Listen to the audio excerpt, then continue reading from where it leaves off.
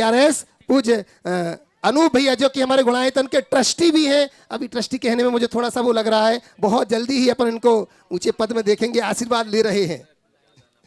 चलिए आशीर्वाद के साथ मनीष भैया पूज्य राधा भाई जी के परिवार से आशीर्वाद ले रहे हैं। सही है, पूज्य गुरुदेव ने मुख से निकल गया कि हीरा है तो हीरा ही रहेगा।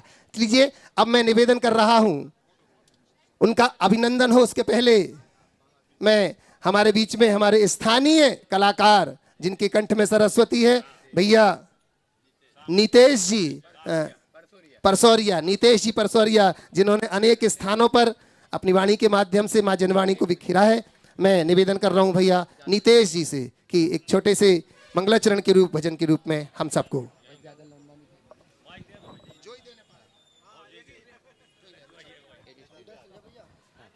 बोलो परसौरिया के अधिकारी श्री 1008 पार्श्वनाथ भगवान की, संत शिरोमणि आचार्य भगवंत गुरुदेव विद्यासागर जी महामुनिराज की, बोलिए नवाचार्य 108 समय सागर जी महाराज की, बोलिए गुणायतन प्रणेता शंका समाधान प्रवर्तक परम पूज्य मुनि श्री परसौरिया में साक्षात ससंग विराजमान प्रमाण सागर जी महाराज की, बोलिए समस्त आचार्य संघ की।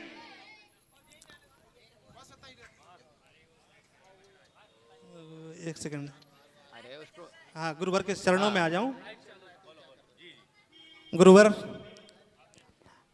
सचमुच आपके सानिध्य में बहुत सौभाग्य मिला मुझे, कई अनेकों विधान अनुष्ठान में। ये आज हमारा नगर, छोटा सा नगर, 30-32 घर की समाज गुरुवर धन्य हो गई। यहाँ पर जिनालय का कार्यक्रम चल रहा है, लेकिन वो अभी भी अपूर्ण है। आपका आशीर्वाद पूरी समाज को मिले, हमारे समाज के ये जिनालय भव्यता को प्राप्त हो।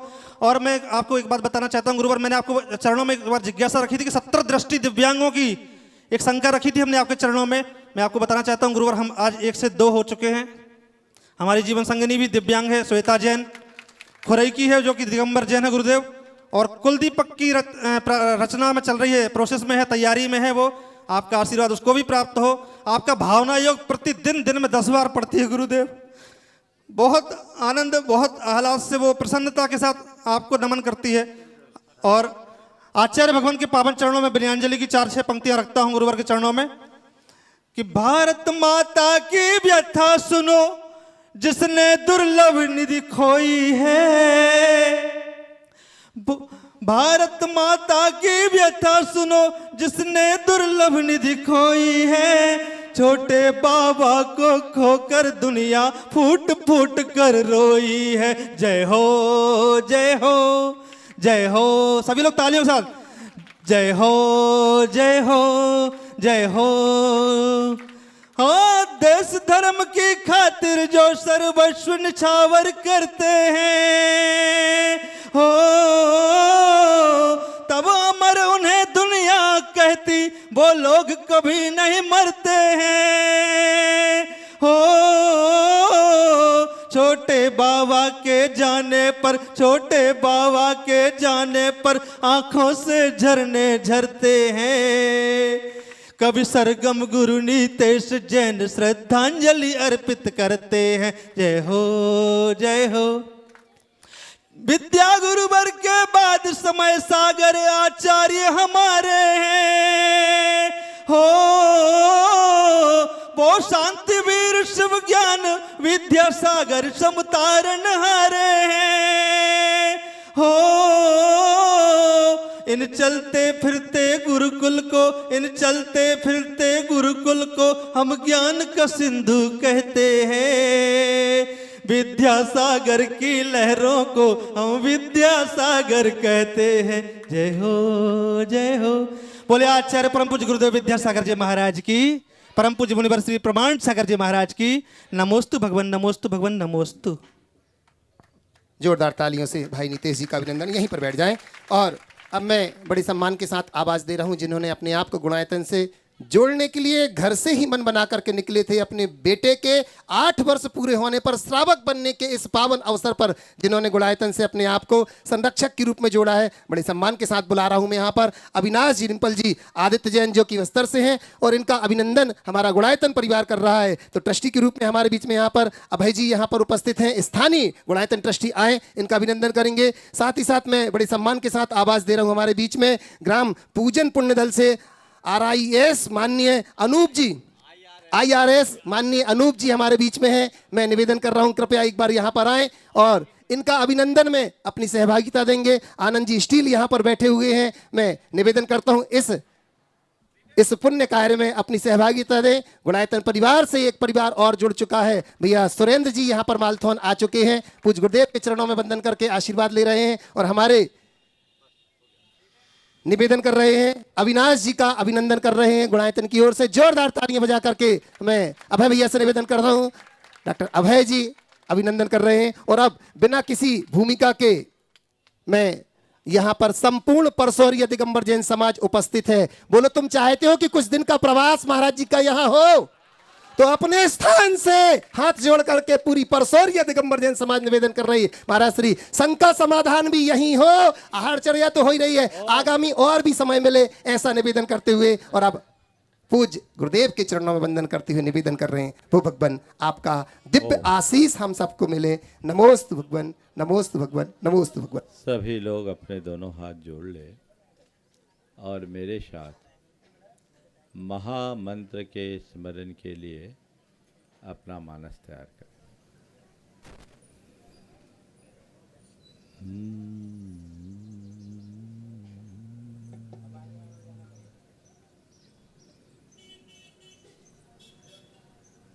नमो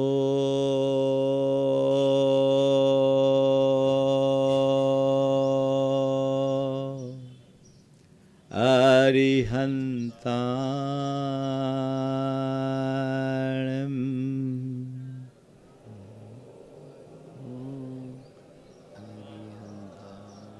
नमो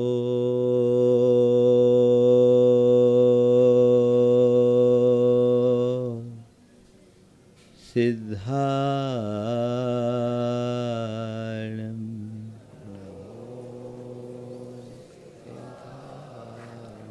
नमो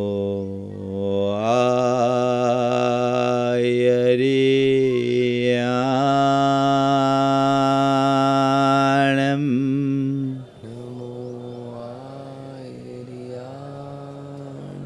नमो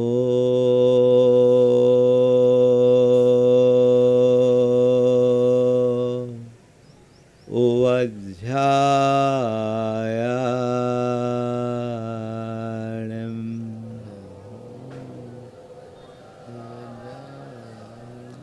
नमो लोये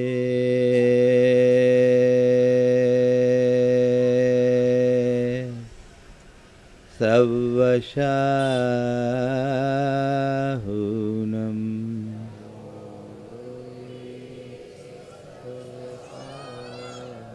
ऐसो पंचनमो यारो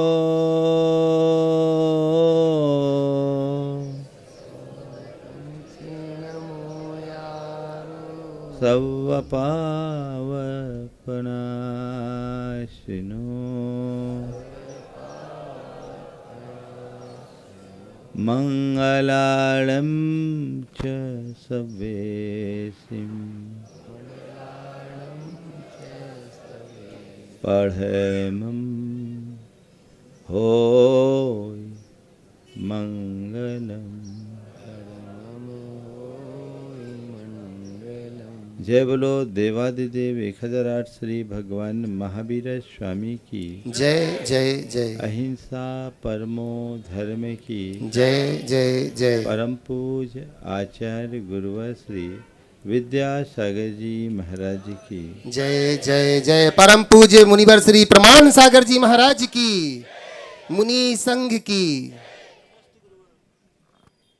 धरती पर बीज बोते हैं, अंकुरित होता है, पल्लवित पुष्पित होता है, विशाल वृक्ष का रूप धारण करता है, उसमें फूल फल लगते हैं और एक बीज हजार हजार बीज को उत्पन्न कर देता है।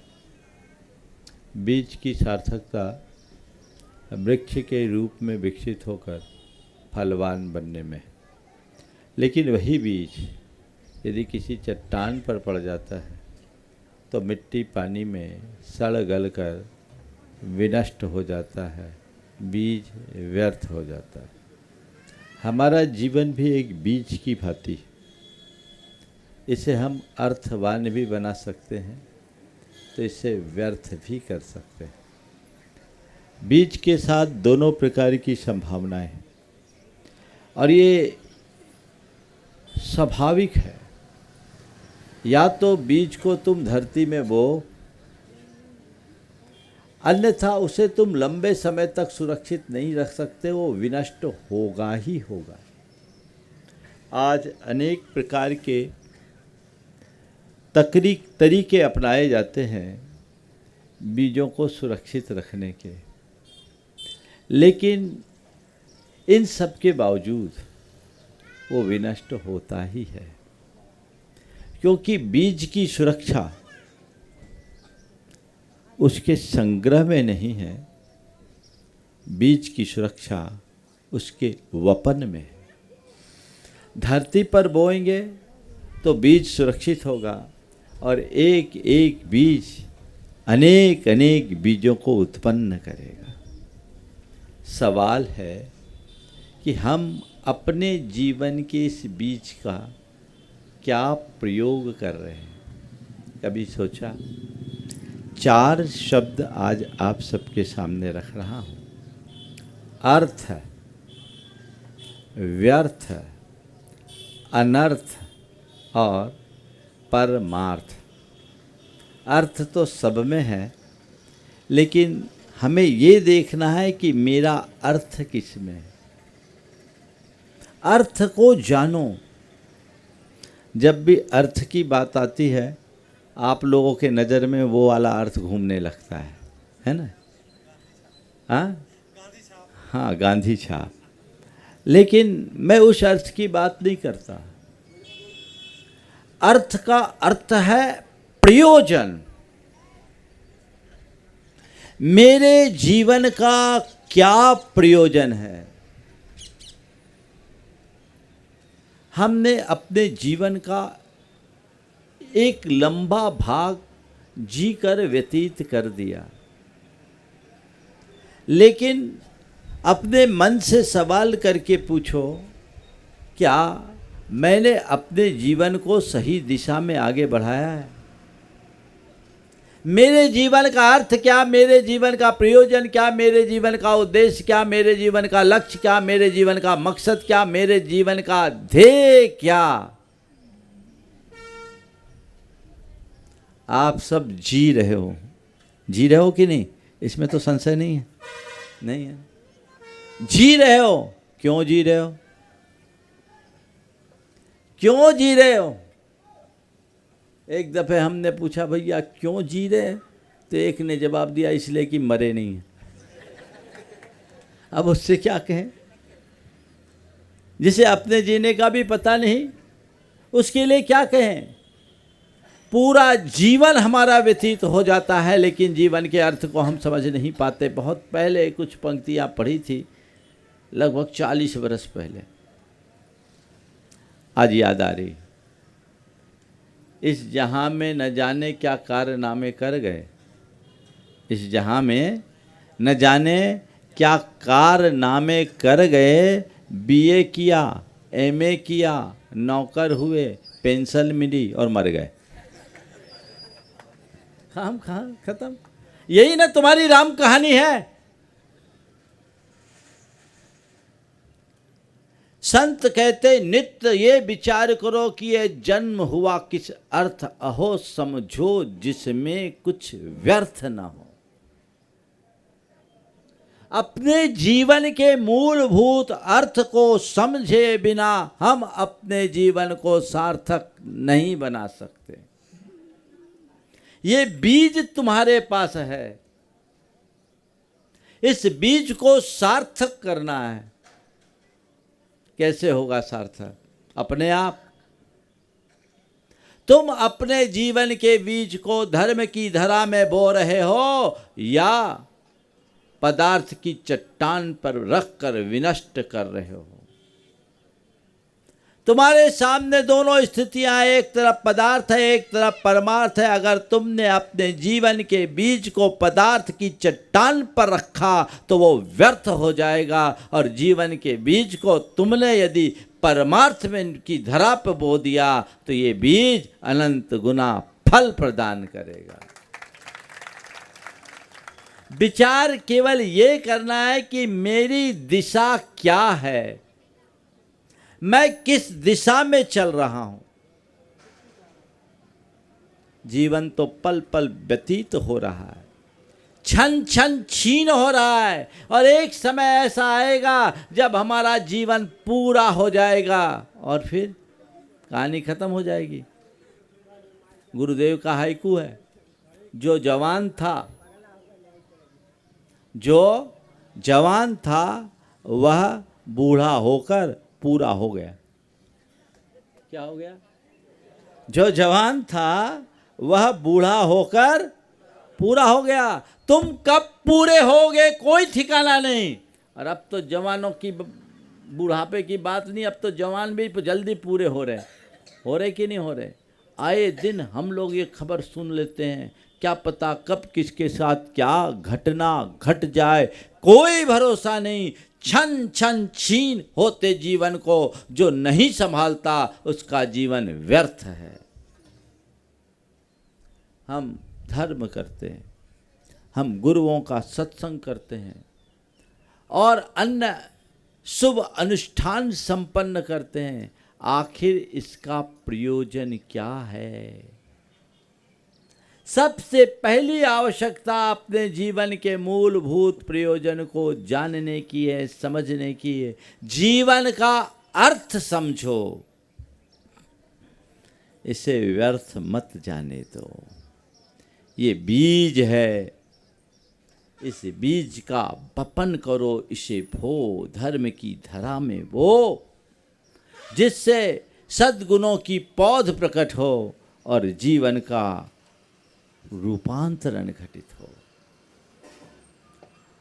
आप लोग अक्सर बोलते यूं ही आता रहा, यूं ही जाता रहा, चक्कर 1,84 के चक्कर खाता रहा, यूं ही आवागमन के उलट फेर में व्यर्थ हीरा जन्म गंवाता रहा।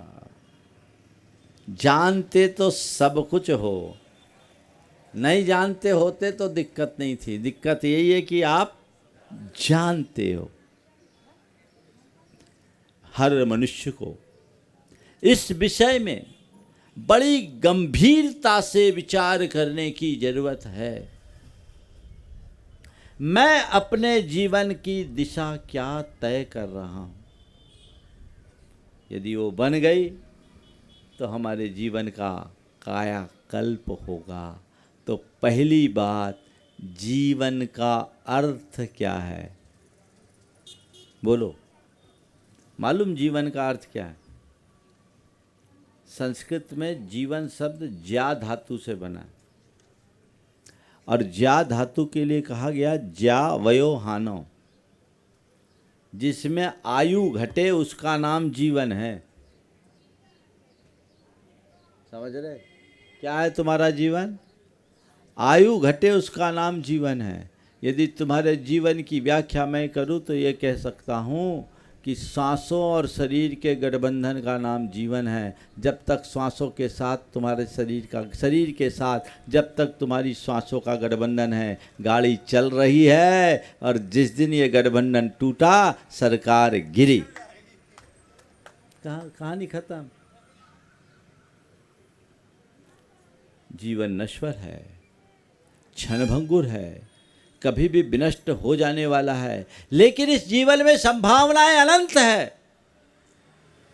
इससे पहले कि जीवन पूरा हो, हम अपना प्रयोजन पूरा कर ले।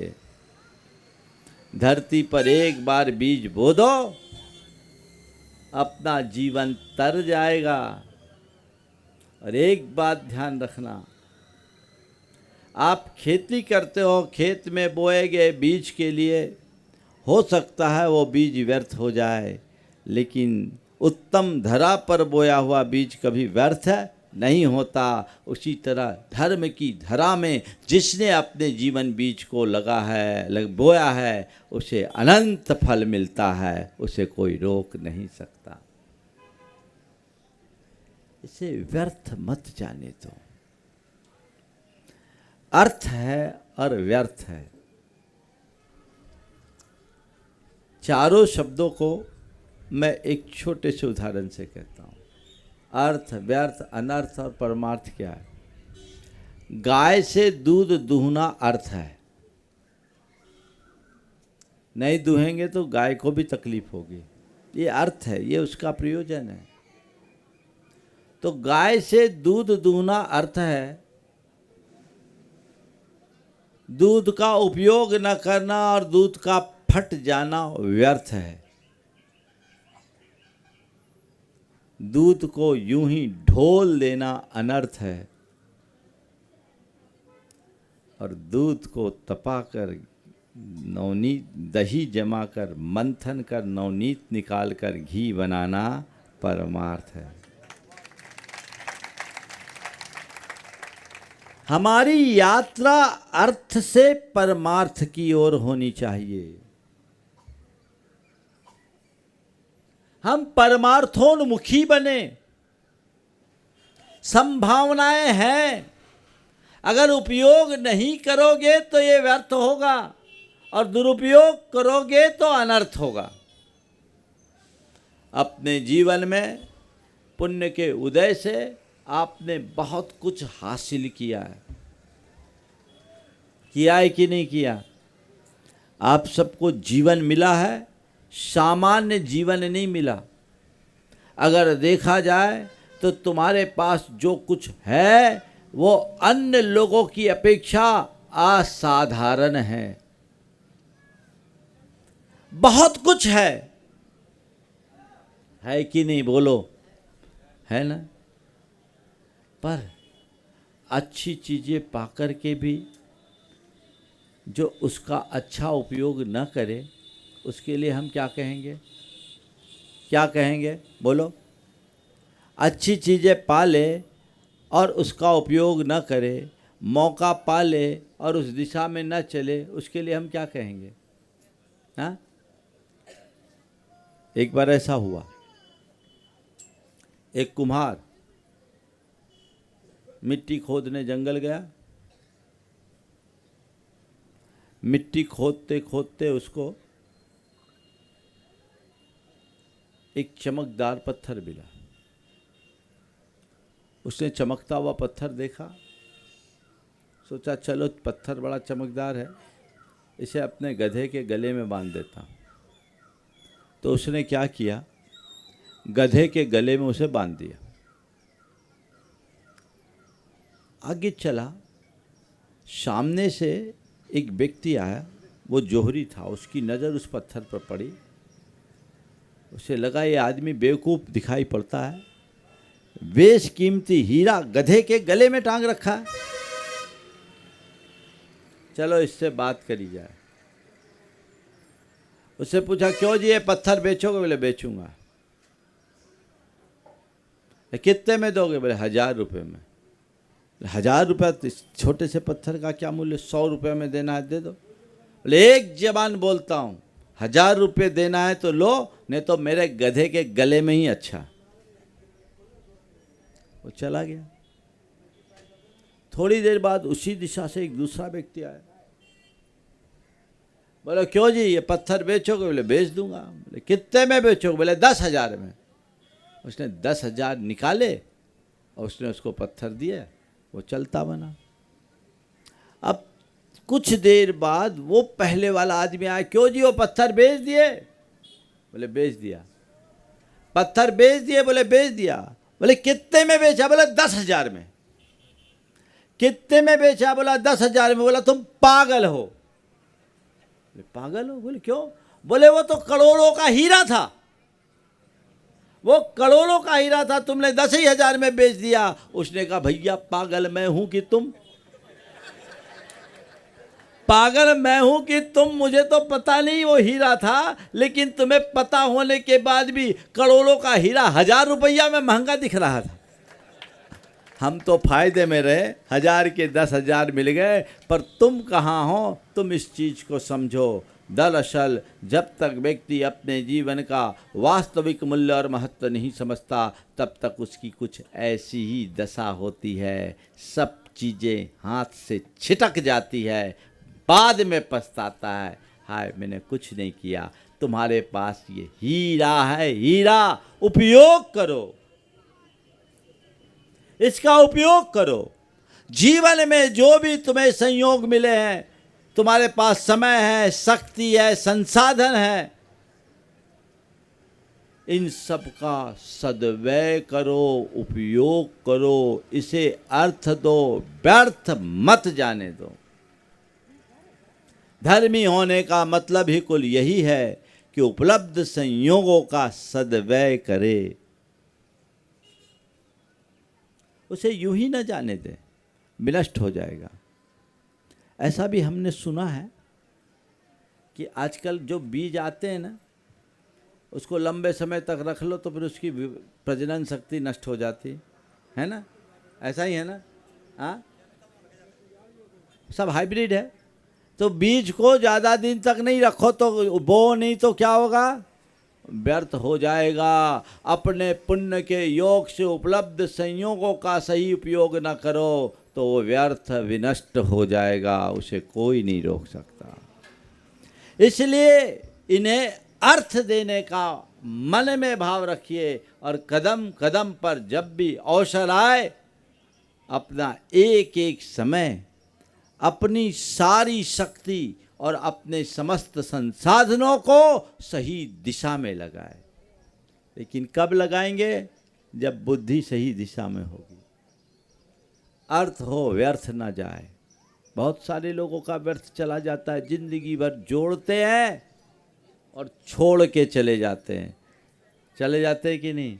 अरे भाई, पूरे जीवन की कमाई बेकार चले गई, व्यर्थ, खो दिया, कुछ नहीं।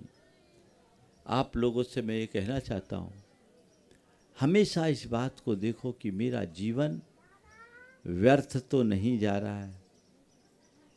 एक पल को आंखें बंद करिए, सब लोग आंखें बंद करिए, और सोचिए कि यदि इसी क्षण मेरे प्राण निकलते हों, कभी भी किसी के निकल सकते हैं। एक पल के लिए कल्पना करो कि अभी इसी क्षण मेरे प्राण निकल रहे हैं, तो मैं किस एहसास के साथ जा रहा हूँ कि मैंने अपने जीवन को सार्थकता दी या व्यर्थ खोया? क्या उत्तर आ रहा है? जो मुझे करना था वो मैंने कर लिया, या जिसके लिए मैंने सोच रखा था वो तो अभी शुरू ही नहीं हुआ? क्या हुआ? क्या उत्तर आएगा? सबसे स्वर्णिम सौभाग्य है कि आपके चरणों में बैठने के बाद ये कहा जाए तो। अधिकतर जो करने योग्य है, जिसके लिए मैंने सोचा, जो मेरे जीवन का मूलभूत ध्येय होना चाहिए, वह तो अभी शुरू ही नहीं हुआ। हम तो पत्तों में उलझे हैं, जड़ पर तो अभी तक ध्यान ही नहीं गया। तो ये सब व्यर्थ है। कुछ लोग व्यर्थ से भी एक कदम आगे, अनर्थ। अपने समय का दुरुपयोग करना अनर्थ, अपनी शक्ति का दुरुपयोग करना अनर्थ, अपने संसाधनों का दुरुपयोग करना अनर्थ। और आज इस धरती पर ऐसे लोग बहुत हैं जो अपने जीवन के साथ खिलवाड़ कर रहे हैं, अनर्थ की दिशा में जा रहे हैं। मैं एक स्थान पर था, वहाँ एक जीव दया का संस्थान था। लोग उसके लिए कुछ दान राशि एकत्रित कर रहे थे। एक सज्जन वहाँ आए, लोगों ने उनसे उसके लिए निवेदन किया। उनके पुरखों का उस संस्थान से संबंध भी था। उस आदमी ने कहा, हमें अपने घर में पूछना पड़ेगा। बहुत बड़े घराने से संबद्ध व्यक्ति, बमुश्किल 11,000 रुपये दिया। जो आदमी करोड़ों देने में सक्षम था, 11,000 रुपये दिया। बाद में मालूम पड़ा वो आदमी 5 दिन से होटल के जिस सूट में रुका हुआ था उसका एक दिन का किराया 90,000 रुपया था। 5 दिन में 25-30 लाख रुपए उसके खर्चे हुए होंगे।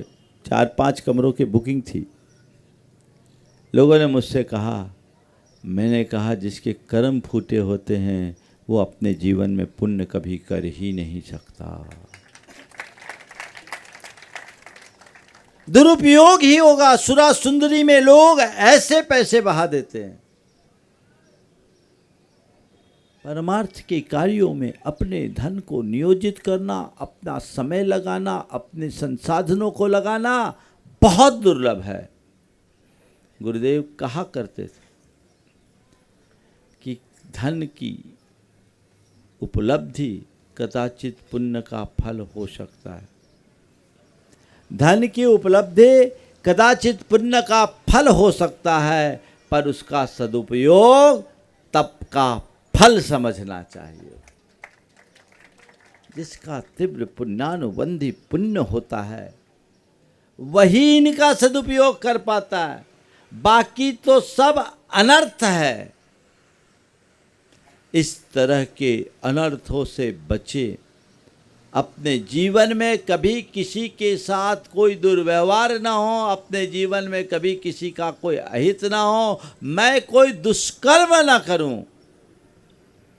धर्म कर सकूं न कर सकूं चलेगा, लेकिन अधर्म से बचा रहूं। अधर्म से बचना ही मेरा सबसे बड़ा धर्म है। पहली शुरुआत धर्म की यहीं से है। मन में ऐसी दिल धारणा बना के रखना चाहिए, पक्की धारणा कि मुझे इतना तो करना ही है, इसी दिशा में चलना है। जब ऐसी दिशा लेकर चलेंगे तो हम अपने जीवन को आगे बढ़ाने में समर्थ हो सकेंगे। और ऐसा नहीं हुआ तो सब कुछ व्यर्थ व्यर्थ और व्यर्थ ही होगा। पिता के सामने उत्तराधिकारी के चुनाव का सवाल था। पिता ने उनके 3 बच्चे थे। तीनों बेटों को बुलाया और 10-10 हजार रुपए दिए।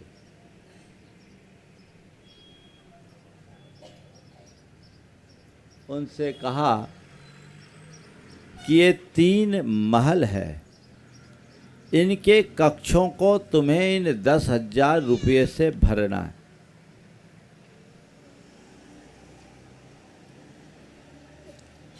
ये 10-10 हजार रुपये लो और 1 महीने का समय है। 1 महीने में इन महलों के मुख्य कक्षों को तुम्हें खचाखच भरना है। तीनों ने पैसे लिए। पहला बड़ा कैलकुलेटिव था। उसने कहा इतनी महंगाई के ज़माने में इतने बड़े महल की इस कक्ष को 10,000 में कैसे भरेंगे, चलो भाग आजमाओ। उसने 10,000 रुपये सट्टे में लगा दिए। सुने 1 के 80 मिलते हैं। अब 10,000 लगाए और दांव चूक गया, गई भैंस पानी में। बेचारा अपने भाग्य को कोसता हुआ रह गया। दूसरे ने सोचा ये 10,000 में सबसे सस्ता क्या हो सकता है। दिमाग लगाया और नगर निगम के अधिकारियों से मिला और कहा एक काम करो, ये 10,000 पकड़ो और जब तक ये कक्ष न भर जाए नगर का सारा कचरा इसमें ठसाठस भर दो। पूरा महल पैक। तीसरा बहुत समझदार था। उसने सोचा अगर पिता ने 10,000 रुपये दिए हैं तो जरूर इसमें कुछ रहस्य है। इन कक्षों को किसी वस्तु से भरना संभव नहीं है।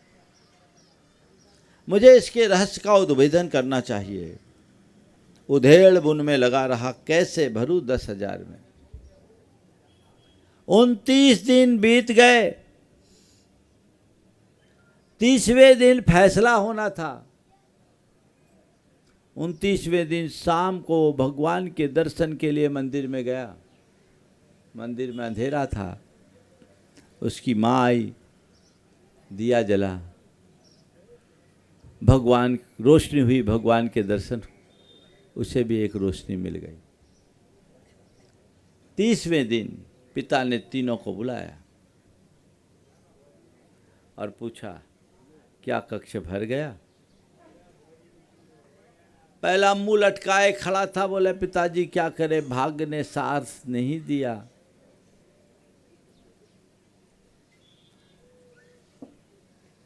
हमने दांव पे लगाया, हार गए। पिता ने कहा, बेटा तूने अनर्थ कर दिया, ये तो अनर्थ हो गया। दूसरे से पूछा, बोले पिताजी चलो, खचा खच पैक, तिल रखने को जगह नहीं। जब ले जाने लगा, बदबू, सड़ांध, पिता को दूर से ही नाक में रुमाल लगानी पड़ी। और जैसी दरवाजा खोला, कचरे का ढेर गिरा, पूरे कपड़े गंदे हो गए। पिता ने पूछा, क्या किया इसी से बड़ा? बोले 10,000 में इससे सस्ता क्या होगा। बाप अपना सिर पकड़ लिया, बोला बेटा तूने व्यर्थ कर लिया। तीसरे से पूछा, बेटा क्या किया? बोले पिताजी आप चलो, जब आप पहुंचोगे आपको कक्ष भरा मिलेगा। कक्ष खोला, घुप अंधेरा, वहां कुछ भी दिखाई नहीं पड़ रहा। पिता का हाथ पकड़ को एक किनारे ले गया और पिताजी के सामने उसने पिता से दीप जलवाया। एक टेबल में भगवान की तस्वीर थी और वहाँ उसने दीप जलवाया। एक पूरा अगरबत्ती का रखा था, अगरबत्ती जलाई, पूरा कक्ष प्रकाश और सुवास से भर उठा। उसने पिता से कहा, पिताजी 10,000 दिए थे, मैंने 10 रुपये में सब भर दिया। पिता ने उसे अपने गले से लगाया, कहा बेटा मुझे तुमसे ही ये उम्मीद थी, तूने सच में हमारे विश्वास को सार्थकता दी है। तुम क्या कर रहे हो? जिंदगी को दांव पे लगा रहे हो या यूं ही खा पी के गुजार रहे हो या कुछ कर गुजरने का जज्बात जगा रहे हो? यूं ही मत गुजारो, कुछ कर गुजरने के लिए ये जीवन मिला है, कुछ अच्छा करने के लिए ये जीवन मिला है। जब तक वो हम नहीं करते तब तक जीवन हमारा सफल नहीं हो सकता। इसलिए अब हमें व्यर्थ और अनर्थ नहीं, अर्थ से परमार्थ की ओर बढ़ने का लक्ष्य रखना चाहिए। अपने जीवन की आध्यात्मिक उत्क्रांति ही परमार्थ का सबल मार्ग है। उस पर अपनी दृष्टि केंद्रित हो, हम उस तरफ अपनी धारणा जगाएंगे तो निश्चित रूप से अपने जीवन को आगे बढ़ाने में समर्थ हो पाएंगे। ये तो बुंदेलखंड की धरती है। बुंदेलखंड की धरा की ये विशेषता है कि यहाँ के लोगों ने सदैव अर्थ से ज़्यादा परमार्थ को महत्व दिया है। ये वो धरा है जहाँ चक्की पीसने वालों ने भी भगवान का मंदिर बनाया है।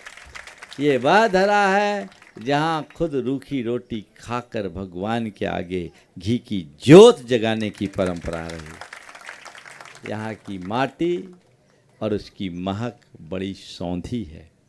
हमें चाहिए कि इस माटी में हम अपने जीवन के बीज को बोए और अपने जीवन को सार्थकता प्रदान करें। यही हमारे जीवन की सच्ची उपलब्धि होगी। मैं अक्सर कहता हूँ, जो दे सके व्यर्थ को अर्थ, जो दे सके व्यर्थ को अर्थ, वही सिद्ध वही समर्थ।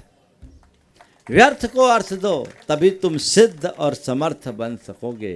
गुरुदेव ने इस धरा को अर्थ दिया और वो खुद तो समर्थ थे ही, सबको समर्थ बनाया। हम उनकी दिशा में, उनके रास्ते पर चलकर अपने जीवन को आगे बढ़ाने का लक्ष्य बनाएं तो निश्चित वो हमारे जीवन की बड़ी उपलब्धि होगी। आज परसोरिया में आना हुआ, ये सागर का प्रवेश द्वार है। यहाँ अनेक बार, पहली बार तो गुरुदेव की साथ आए थे और उसके बाद 4-5 बार आना हुआ है।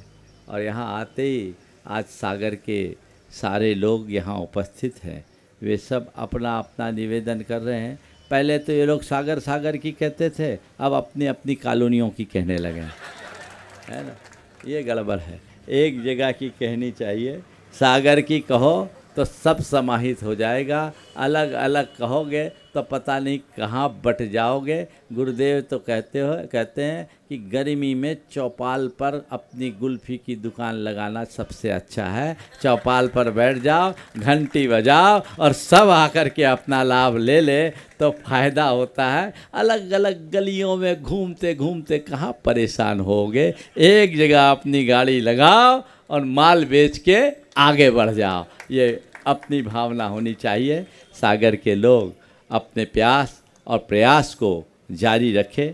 अभी तो हम यहाँ हैं, कल यहाँ से, हाँ बिल्कुल भावना है। हमने कुछ कहा तो नहीं है, हमने तो आपसे केवल गुरुदेव की बात कही है। बाकी अब आपको देखना है। हमारा काम तो समय पर घंटी बजाना है और माल बेचकर आगे निकल जाना है। इसके अलावा और कुछ करने का काम नहीं है। तो वो काम, हाँ, तो ये बात है। आज यहाँ पर हम लोगों का आना हुआ, आपको मालूम है सागर में ही आगे विद्या प्रमाणपुरम करके जो एक परियोजना प्रेमचंद जी उपकार परिवार की, बहुत दिनों से उनकी भावना, उसमें प्रदीप भी है ना साथ में, प्रदीप पड़ा, इनका संयुक्त एक उपक्रम है और वहाँ उनको एक भव्य जिनालय बनाने का मनोभाव है। ये निमित्त शायद उसी के कारण इधर खिंचा है। तो ये कल प्रातःकाल उसके भूमि पूजन का कार्यक्रम हम लोग यहाँ से चल करके संपन्न करेंगे और उसके बाद कल प्रातःकाल का लाभ नेहा नगर वालों को प्राप्त होगा और कल शाम का शंका समाधान अंकुर कॉलोनी में होगा। उसके आगे का मुझे अभी पता नहीं है, समय पर पता लग जाएगा। आज अधिक विस्तार न देकर, हाँ, शंका समाधान यहाँ कराओगे कहाँ, जगह तो है नहीं, धूप में नहीं हो पाएगा। अभी बात करेंगे। अगर कोई छाया की जगह होगी तो दोपहर में 3:30 बजे से शंका समाधान का लाभ 4 बजे से आपको मिलेगा। चूँकि आगे जाना है, अभी देख लिया जाएगा। आज अधिक विस्तार न देकर, चूँकि चल कर आए हैं, सभी को बिल्कुल भावना भाव सबके लिए। सानोदा से विशद सागर जी महाराज का बड़ा प्रबल आग्रह है, लेकिन हमारा कार्यक्रम ऐसा है, कल का मुहूर्त है, समय की अनुकूलता नहीं है, दूरी भी ज़्यादा, वो स्थान यहाँ से 15 किलोमीटर है, 2 बार में चल करके जाना पड़ेगा।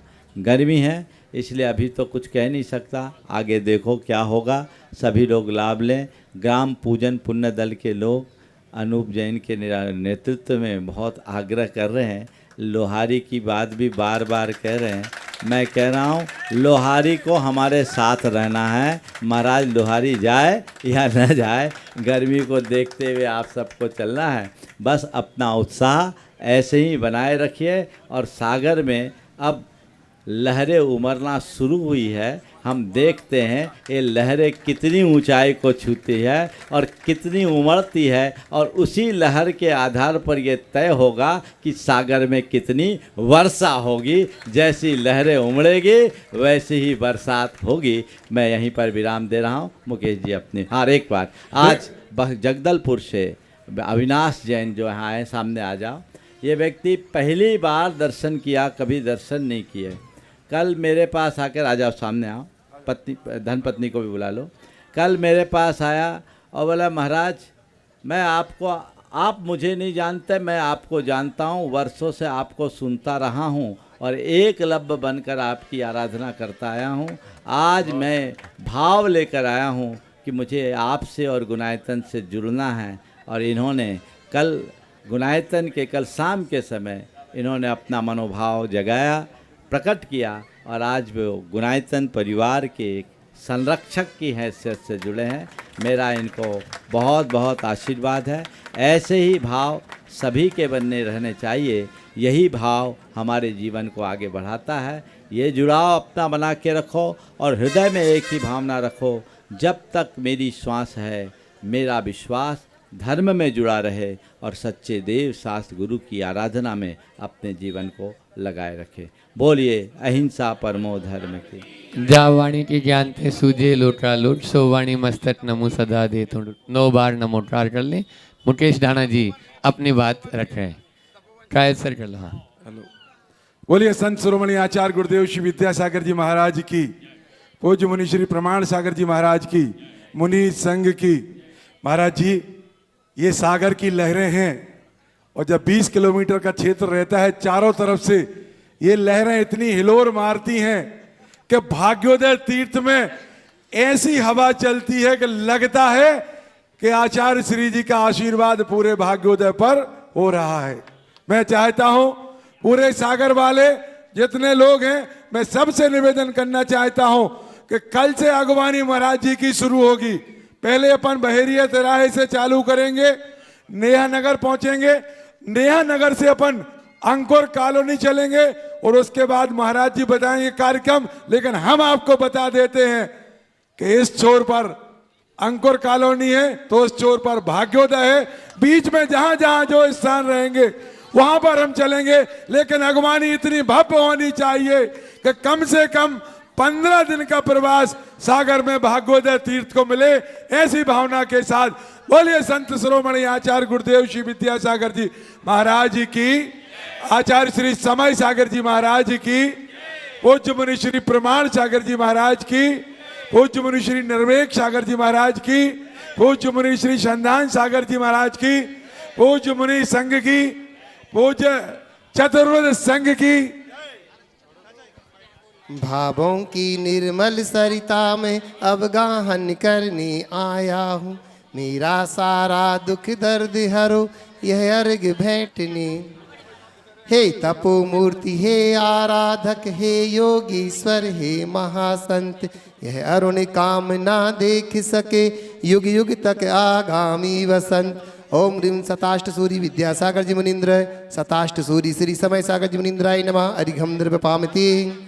जिनका विरागमय यह जीवन आगम प्रमाण की मूरत है, ये विद्या सिंधु नहीं फिर भी उनके जैसी ही सूरत है। भावों की सेज बना करके उस पर तुमको पधराएंगे, गुरुवर प्रमाण सागर जी के